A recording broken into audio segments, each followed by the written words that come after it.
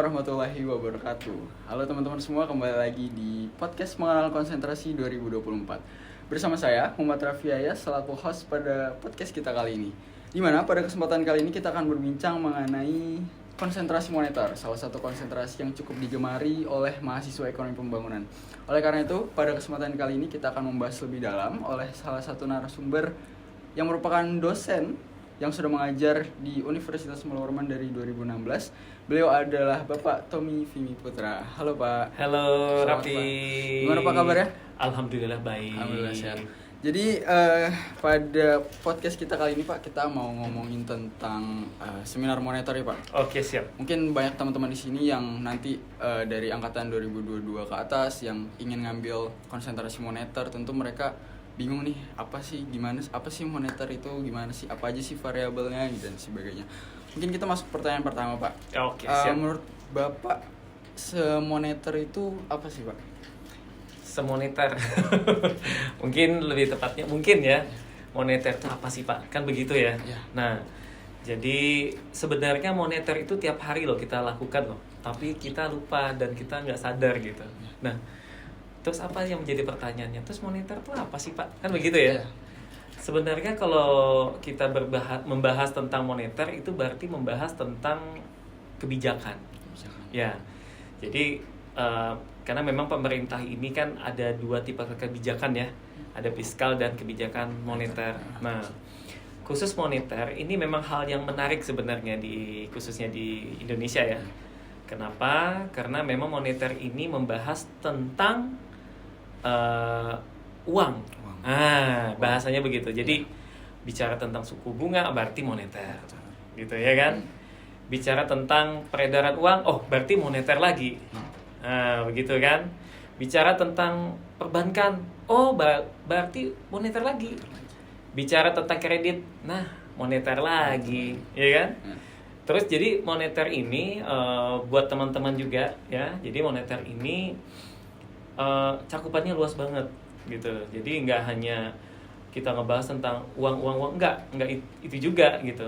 Tapi moneter itu sebenarnya lebih kepada sarana kebijakan dari pemerintah begitu. Misalnya kalau ekonomi lagi sulit nih, terus apa yang harus dilakukan pemerintah kan begitu ya? Ya dilakukan pemerintah harusnya bisa membuat kebijakan menurunkan suku bunga. Gitu. Ini pasti mau bahas tentang 12% ya? Iya, Pak, kita bahas ya Pak. Oke, nggak apa-apa, kita bahas. Ini bagus nih. Saya mau lanjut ke variabel-variabel moneter nih Pak. Soalnya banyak sih dari teman-teman saya di angkatan saya masih bingung apa aja sih variabel moneter.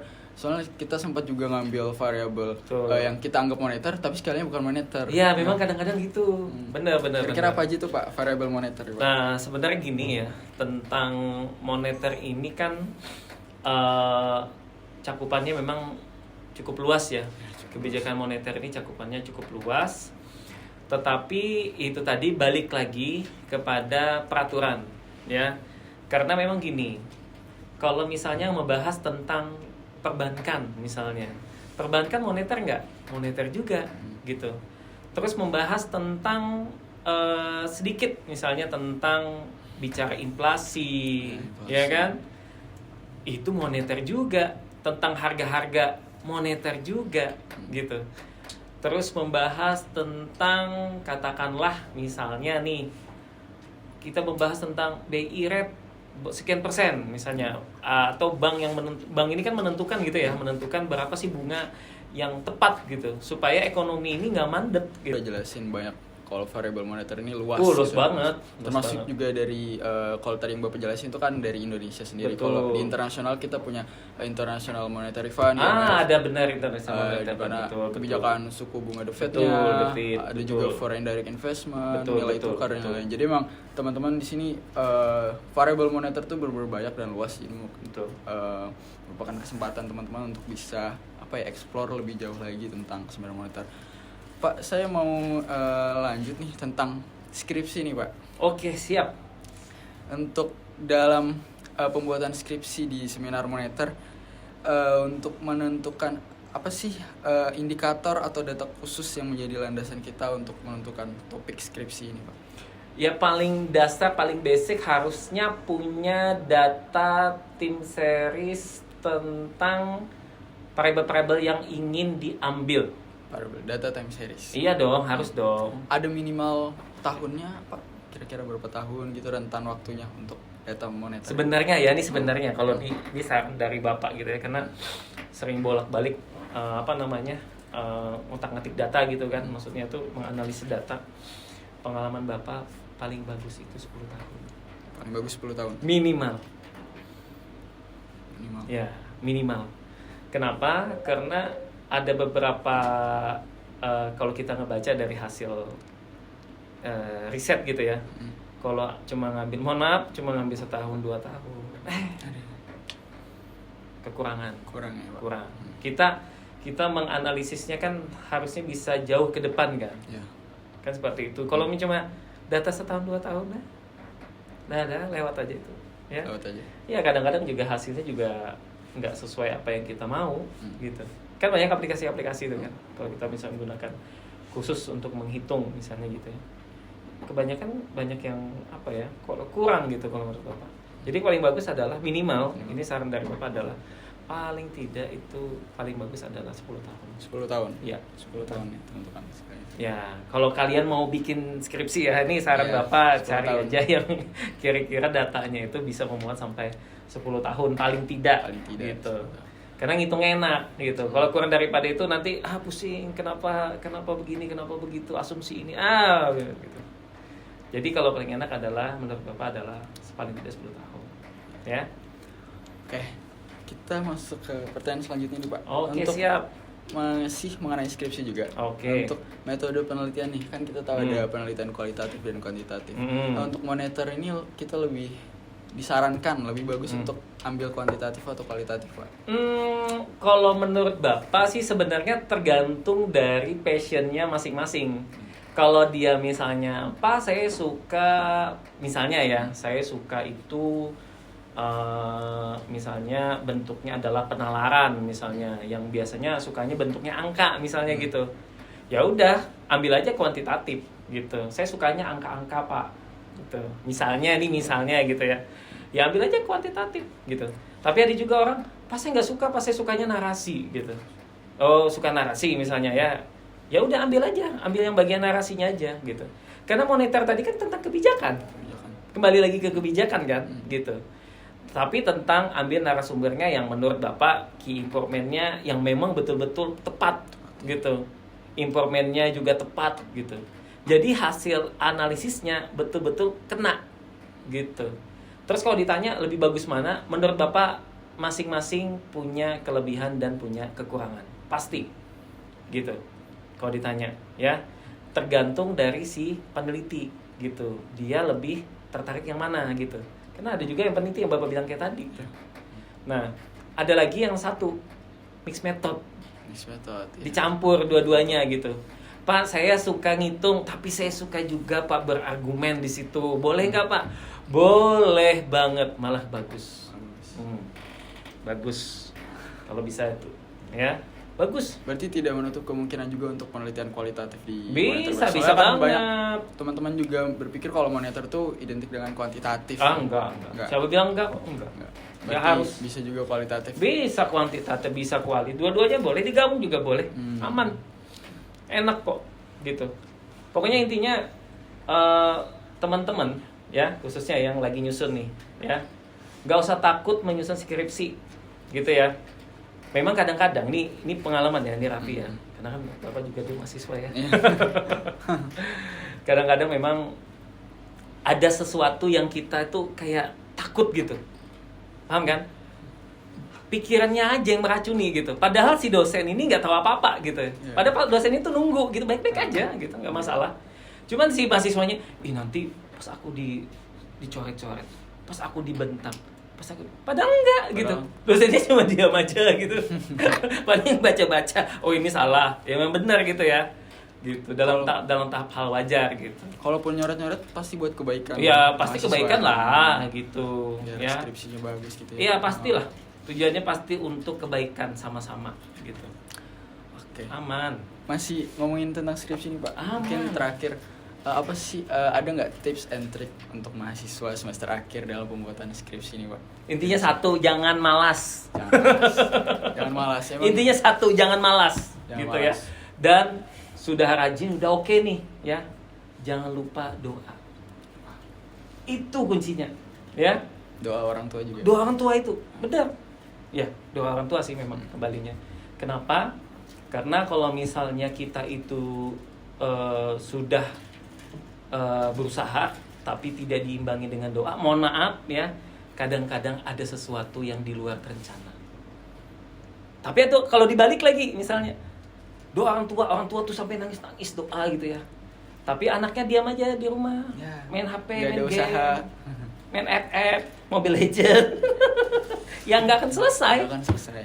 Berarti kembali ke mahasiswanya ya, Kembali lagi ke mahasiswanya. Pak? Dia harus benar-benar serius atau enggak? Benar, harusnya begitu Rapi. Ini menurut pandangan Bapak ya, karena kan kita kan pernah mahasiswa juga. Iya, Oke, itu dia tadi teman-teman sedikit tips and trick dari Pak Tommy ya tentang pembuatan skripsi. Selanjutnya saya mau agak sedikit melenceng nih tentang beberapa kebijakan baru yang akan diterapkan oleh pemerintah tentang kenaikan pajak pertambahan nilai atau PPN menjadi 12%. Kita tahu Pak ya, Betul. dalam beberapa bulan terakhir Indonesia mengalami deflasi, Pak. Betul. Daya beli kita turun. Itu sih. Nah, dengan kenaikan PPN 12% ini, bukankah produk-produk di Indonesia Betul. atau dari sektor manapun harganya juga akan menaik, Betul. yang nantinya akan menurunkan daya beli kita, Pak? Betul. Ini menurut tanggapan Bapak gimana, Pak? Menurut tanggapan Bapak ya, Mengenai oke. PPN 12% ini, Pak? Bapak sih, karena memang kalau melihat dari data ya, itu memang posisi Indonesia ini kan tertinggi ya di ASEAN ya, yang dimana sama dengan negara Filipina. Nah, sama-sama tinggi. Kalau di Singapura mungkin nggak setinggi kita, di angka 9% aja malah. 8, Malaysia juga, Pak. Malah rendah ya, malah lebih rendah sebenarnya di kita yang malah Di kita malah tinggi. Tapi kembali lagi ya, pemerintah ini kan punya target-target, ya kan. Kalau Bapak sih merasanya begini, ini rasa Bapak gitu ya. Apakah Bapak setuju dengan kenaikan misalnya? Ada pertanyaan begitu. Sebenarnya Bapak pribadi, mohon maaf, sebenarnya Bapak juga tidak setuju sebenarnya, ya. Tapi tidak mungkin pemerintah tidak ada maksud dan tujuan dengan menaikkan itu, ya. Kita di Indonesia ini, buat teman-teman juga ya, mahasiswa ya, biar bisa paham nih, biar pikirannya terbuka. Indonesia ini kan banyak ya penduduknya ya, banyak sekali penduduknya. Terus luas wilayahnya, bayangin teman-teman. Ada yang mungkin tinggal di Aceh ya, mungkin ada yang tinggal di Papua ya. Nah teman-teman ya, nah kira-kira semuanya itu, jalanan lah, lampu, jembatan dan seterusnya, kira-kira nih ya, kira-kira aja nih ya, kalau pengen cepat-cepat bikin, istilahnya begitu ya, ini bikin gitu ya, kita buat infrastruktur ya, terus juga masyarakatnya juga bisa bekerja begitu ya, makanya banyak lowongan kan kemarin kan. Nah itu kan diambilnya adalah dari pajak, sektor pajak sebenarnya. Itu aja. Paling banyak di Indonesia ini, paling banyak yang dipakai untuk pembiayaan itu hanya dari sektor pajak gitu. Selain dari itu, yang mana? Bagi hasil, selalu minus. Coba lihat, cek data. Kita buka data. Minus. Gitu. Nggak cukup gitu. Nah, sedangkan pemerintah, mohon maaf, yang paling mudah adalah hanya bisa menaikkan pajak itu aja gitu. Mungkin, nah tapi itu tadi kan Bapak bilang Bapak tadi tidak setuju. Tapi kenapa statementnya seolah-olah kayak setuju? Kan begitu ya? Nah ini kembali lagi Rapi, logikanya gini. Anggaplah sebuah negara itu sebuah dalam rumah tangga, ya kan? Nah dalam rumah tangga ini kan enggak hanya kita saja nih dalam rumah tuh. Ada istri, ada ibu gitu ya, ada anak-anak gitu ya. Nah, notabene mereka ini setiap tahun kan pasti kebutuhannya kan bertambah gitu ya. Ya, pasti kebutuhan pasti bertambah kan. Nah, tetapi sedangkan penerimaannya itu aja gitu. Nah, Karena bangunan-bangunan ini kan sudah bertambah terus nih. Kayak sekolah bertambah, jalanan bertambah, dan itu kan bangunan yang belum ada dijadikan ada. Yang sudah ada harus dirawat. Nah, itu kan semua perlu biaya tuh. Gitu. Nah, makanya pemerintah mau tidak mau, suka tidak suka harus menaikkan. Gitu. Kalau misalnya mohon maaf, kita bicara tentang subsidi, Raffi. Misalnya subsidi ya. Kita ada gas, ada bensin dan seterusnya. Pak, tapi kan bensin di luar negeri lebih murah. Iya, benar, Bapak aku itu. Ya. Benar. Murah memang, ya. Tapi dia lupa jumlah penduduk. Ingat, Indonesia jumlah penduduknya nomor 4 di dunia. Gak main-main tuh, nomor 4 di dunia.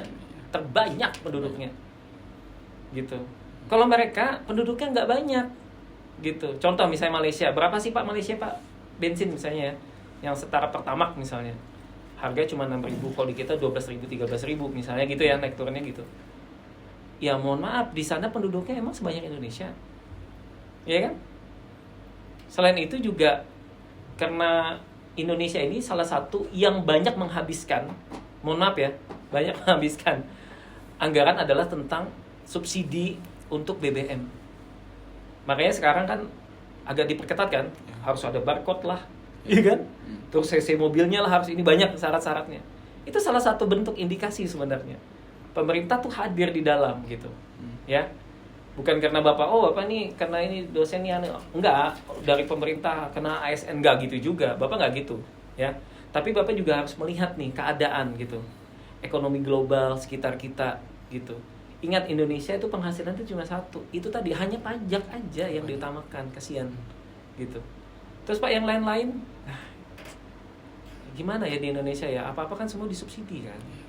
Nah, seandainya yang lain-lain itu tidak disubsidi, nah mungkin dihilangkan pajaknya.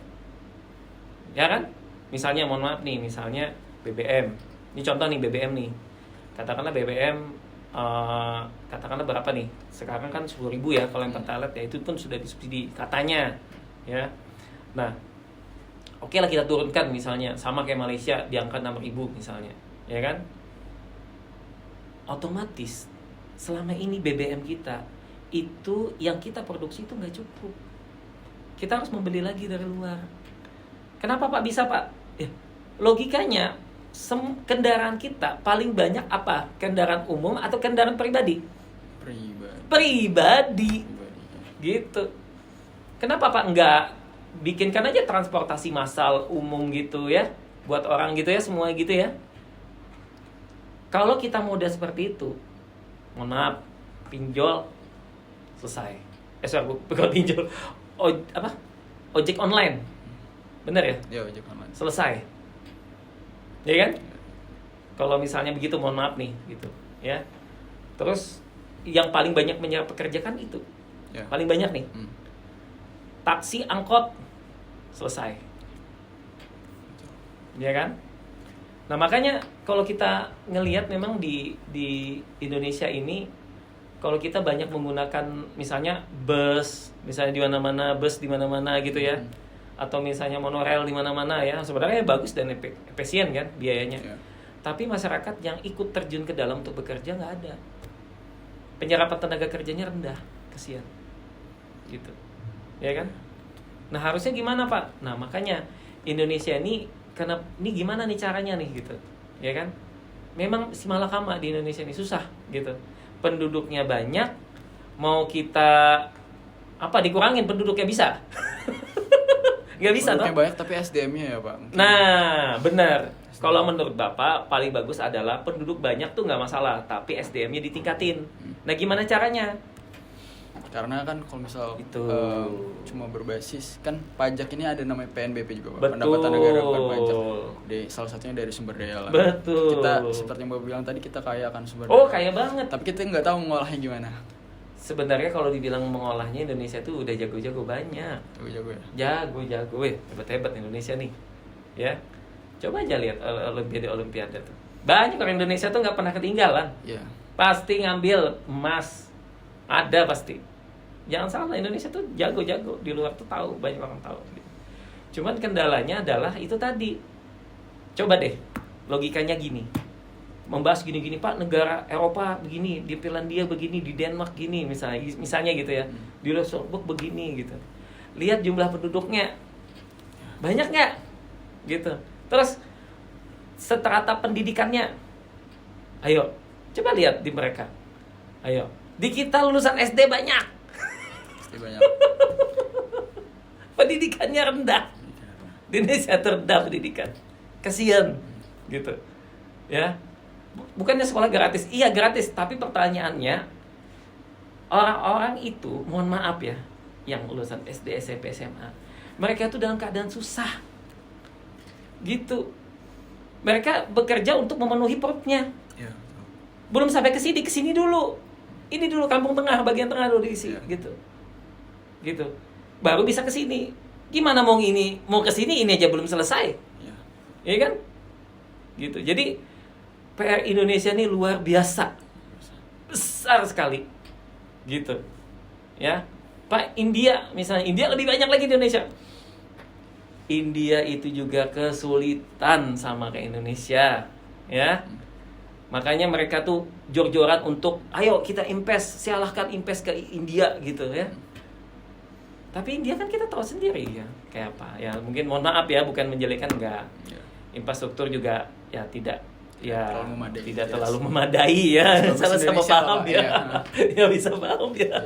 Jadi kendalanya kembali lagi di situ. Kita dihadapkan dengan jumlah penduduk yang banyak dan mohon maaf tingkat pendidikan yang mungkin stratanya masih ya kebanyakan lulusan SD, SMP gitu. Tapi mungkin terakhir Pak ya, Oke, kita ngomongin siap. tentang SDM nih. Aman. Kira-kira kita sebagai mahasiswa untuk teman-teman juga dari seluruh Universitas Munawarman nih, khususnya FEB ya. Betul. Kompetensi apa sih Pak yang harus kita siapkan untuk terjun ke dunia kerja gitu? Untuk dunia kerja ini ya, ini pengalaman Bapak ya. Memang kalau sekarang kan paling banyak adalah generasi Z ya. Gen Z yang paling banyak ya. Kita memang harus banyak-banyak pengalaman sih. Pengalaman yang paling banyak. Organisasi kerja. Iya, benar. Itu Bapak setuju tuh. Jadi kalau mau ya, mumpung belum bekerja gitu ya, benar-benar pas di luar gitu ya. Banyak-banyaki pengalaman. Salah satunya adalah ikut dalam organisasi. Gitu. Karena itu benar-benar menunjang kita. Benar. Gitu. Ikut organisasi, ikut komunitas ya, banyaki jaringan pertemanan ya. Karena rezeki itu salah satunya, pintu yang paling besar itu lewat situ. Iya benar. Gitu, lewat pertemanan gitu. Ya. Orang itu nggak mungkin semua kita kenal, itu nggak mungkin. Ya kan? Tapi kalau melewati pertemanan, jalur pertemanan, lewat jalur komunitas, lewat jalur organisasi gitu, teman juga banyak, dan kita juga selalu dilatih. Misalnya kita paling tidak public speaking kita dilatih, ya kan? Terus bagaimana attitude kita dilatih, ya kan? Kita harus, misalnya ada senior, kita harus hormati senior, ya kan? Yang junior juga kita harus hormati. Itu kan salah satu dimensi-dimensi yang mungkin sebelumnya belum pernah ada di kita gitu. Kita ingin menembus itu, ya kan? Kita kan taunya di rumah, ya, mohon maaf nih paling ya nonton, main game gitu ya, jalan gitu ya. Nah tiba-tiba kita berubah nih suasananya, lingkungannya jadi organisasi dan seterusnya kita nggak kenal gitu sama orang gitu. Mau nggak mau harus kita tegur gitu ya. Yang tadinya kita mungkin mohon maaf kita introvert Pak, mohon maaf nggak bisa tegur. Mohon maaf ya. Di organisasi nggak ada introvert nih. Nggak ada. Semuanya harus berbaur. Public speakingnya juga terasa. Harus. Jadi kalau pas di interview, betul. Bisa jawabnya apa enggak? Itu sudah. Nah, itu dia teman-teman. Makanya harus menurut Bapak bagus ikut aja organisasi. Nggak ada ruginya. Ikut organisasi itu nggak ada ruginya. Oke. Ya. Baik, itu dia tadi teman-teman. Sedikit banyak sekali insight yang kita dapat dari Pak Tommy mengenai seminar monitor, tadi juga kompetensi-kompetensi yang harus kita siapkan. Kita juga berbicara mengenai perekonomian Indonesia dengan PPN 12%. Jadi banyak sekali pelajaran yang sudah kita dapat hari ini. Saya mengucapkan terima kasih kepada Pak Tommy yang sudah bersedia hadir di pengenalan konsentrasi di podcast pengenalan konsentrasi di HMJ Ilmu Ekonomi. Sampai jumpa di kesempatan berikutnya. Terima kasih Bapak. Bye. Bye.